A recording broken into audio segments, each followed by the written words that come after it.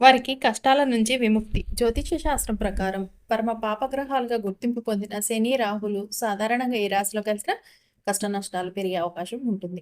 మార్చి 29 నుంచి మే 18 వరకు సుమారు 50 రోజుల పాటు మీనరాశిలో కలిసి ఉండబోతున్న ఈ శని, రాహుల వల్ల కొన్ని రాశుల వారికి మాత్రం అదృష్టాలు పట్టే అవకాశం ఉంది అని పండితులు చెప్తున్నారు. ఈ రెండు గ్రహాల కలయిక వల్ల మరో 6-7 ఏళ్ల పాటు బలమైన ఆర్థిక పునాదులు పడే అవకాశం ఉంది. ప్రతి రాశిలోనూ సుదీర్ఘకాలంగా ఉండే ఈ రెండు రాశుల గ్రహాల ఫలితాలు కూడా సుదీర్ఘకాల ప్రభావాన్ని కలిగిస్తాయి. వృషభం, మిథునం, తుల, వృశ్చికం, మకర రాశులకు ఈ అరుదైన కలయిక వల్ల బాగా కలిసి వచ్చే అవకాశం ఉంది. వృషభ రాశి. ఈ రాశికి అత్యంత శుభుడైన శనీశ్వరుడు లాభస్థానంలో రాహువుతో యుతి చెందటం వల్ల ఈ రాశి వారికి అదృష్టానికి తిరిగి ఉండదు. ఉద్యోగంలో పదోన్నతులు కలుగుతాయి. జీతభత్యాలు బాగా పెరుగుతాయి.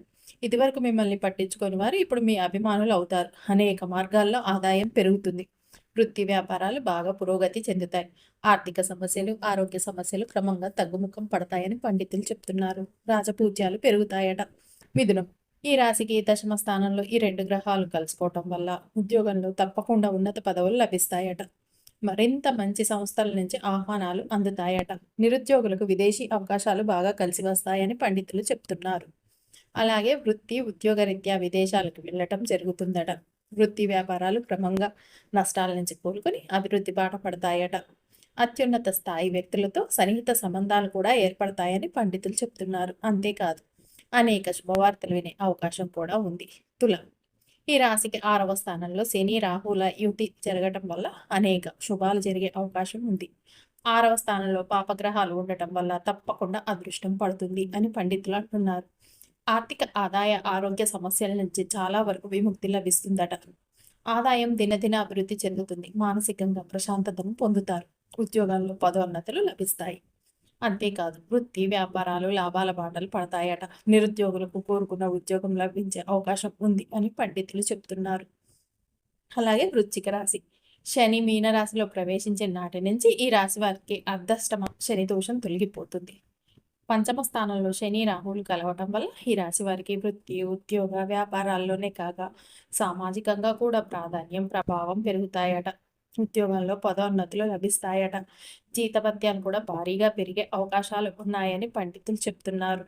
మీరు మా వీడియోని లైక్ చేయటం అస్సలు మర్చిపోకండి. అనేక మార్గాల ద్వారా ఆదాయం పెరగటమే తప్ప తగ్గటం ఉండకపోవచ్చట. నిరుద్యోగులకు విదేశాల నుంచి అవకాశాలు వస్తాయి అని చెప్తున్నారు పండితులు. అంటే విదేశాల నుంచి కూడా అవకాశం అందే అవకాశం ఉంది అట. మకర రాశి. ఈ రాశికి తృతీయ స్థానంలో రాశాధిపతి శనీశ్వరుడితో రాహు కలవటం వల్ల ఏ రంగంలో ఉన్న వారికైనా ఊహించని పురోగతి ఉంటుందంట. ఆదాయం బాగా పెరిగే అవకాశం కూడా ఉంది. ఆదాయ మార్గాలు విస్తరిస్తాయట.